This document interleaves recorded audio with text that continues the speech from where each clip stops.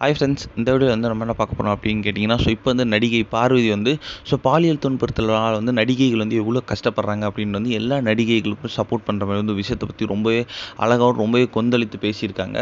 அதாவது மலையாள சினிமா துறையில் வந்து இப்போ வந்து ஒரு கொஞ்சம் வருஷத்துக்கு முன்னாடி ஆரம்பிச்சது தான் ஏமா கமிட்டி. இந்த கமிட்டி வந்து ஒரு 2017 ஒரு நடிகை வந்து காரில் வந்து பாலியல் துன்புறுக்கிறதுக்கு ஆளானனால வந்து நடிகைகள் எல்லாம் சேர்ந்து வந்து அரசுகிட்ட கோரிக்கை வச்சதுனால அவங்க ஒரு ஏமா கமிட்டி அப்படின்றது வந்து பெண்களுக்கு வந்து உதவி செய்கிற மாதிரி ஒரு கமிட்டியை வந்து உருவாக்கியிருந்தாங்க.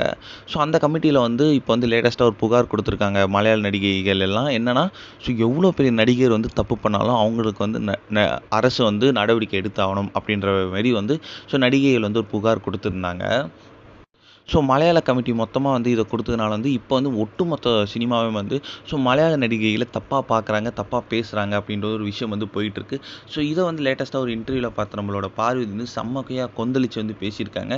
அது வந்து சமீபத்தில் ரிலீஸான தங்கலான் திரைப்படத்தில் நடித்து வந்தால் நம்ம பார்வதி இந்த சர்ச்சையை பற்றி அவங்க வந்து எப்படி எல்லா நடிகைகளும் அட்ஜஸ்ட் செய்வாங்கன்னு நீங்கள் சொல்கிறீங்க அப்படின்றது ரொம்பவே கொந்தளிச்சு பேசியிருந்தாங்க.